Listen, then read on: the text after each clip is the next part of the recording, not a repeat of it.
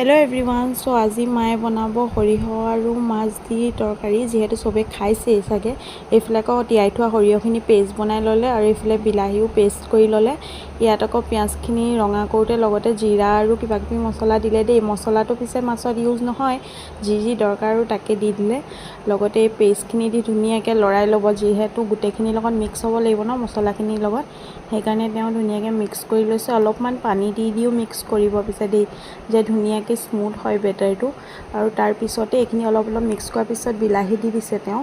বিলাহীখিনিও তেনেকৈ ধুনীয়াকৈ মিলাই লৈছে। মিলাই পিনি অলপমান পানী দি আকৌ এটা বইল অহালৈকে ৰাখিব, নহ'লে কেঁচা কেঁচা ভাৱটো আহিব ন, ভাল নালাগিব। যিহেতু পেষ্ট কৰিলেও অকণমান খিচখিচিয়া লাগি থাকে। এয়া দেখিছেনে, তেওঁ পানী দি অলপমান এটা উতল অহালৈকে দি দিছে লগতে। আৰু এইফালে মাছবোৰ এটা এটাকৈ দিব আৰু পানী অলপ সৰহকৈয়ে দিব দেই। তেওঁ ভাজি থোৱা মাছখিনি দি লৈছে আৰু পূৰা উতল অহালৈকে তেওঁ দিছে। অলপ টাইম সিজাব আৰু লগতে ওপৰত দিছে ধনিয়া।